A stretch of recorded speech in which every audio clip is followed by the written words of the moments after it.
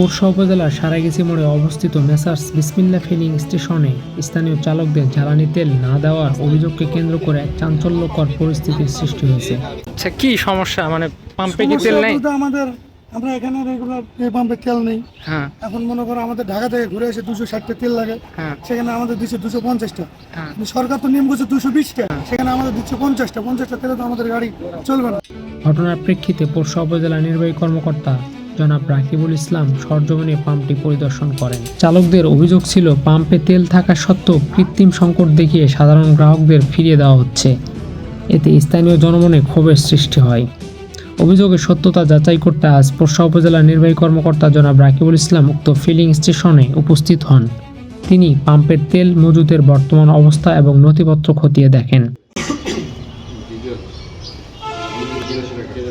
Pump কর্তৃপক্ষের দাবি অনুযায়ী সেখানে বর্তমানে পর্যাপ্ত পরিমাণ পেট্রোল মজুদ নেই। পেট্রোলের এই স্বল্পতার কারণেই তারা গ্রাহকদের কাছে এটি সরবরাহ করতে পারছেন না বলে জানানো হয়।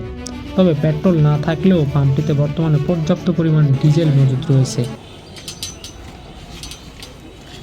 ইউনো মহোদয় পাম্প কর্তৃপক্ষকে নির্দেশ দিয়েছেন যেন তারা দ্রুত পেট্রোল আমদানির ব্যবস্থা করেন এবং মজুদ থাকা ডিজেল যেন নিয়ম অনুযায়ী সাধারণ মানুষের কাছে ন্যায্য মূল্যে বিক্রি করা হয়।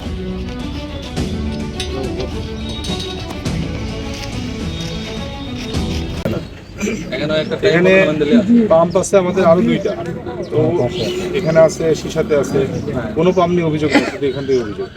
কৃত্রিম সংকট সৃষ্টির মাধ্যমে জনদুর্ভোগ সৃষ্টি করলে কঠোর আইনি ব্যবস্থা নেওয়া হবে বলে সতর্ক করা হয়। এই ঘটনার পর স্থানীয় চালকরা আশা করছেন দ্রুত পেট্রোল সংকট কেটে যাবে এবং পাম্প কর্তৃপক্ষ সাধারণ গ্রাহকদের সাথে সহযোগিতামূলক আচরণ করবে। শামীম হোসেন, উত্তরা প্রতিনিধি, পোরশা নওগাঁ।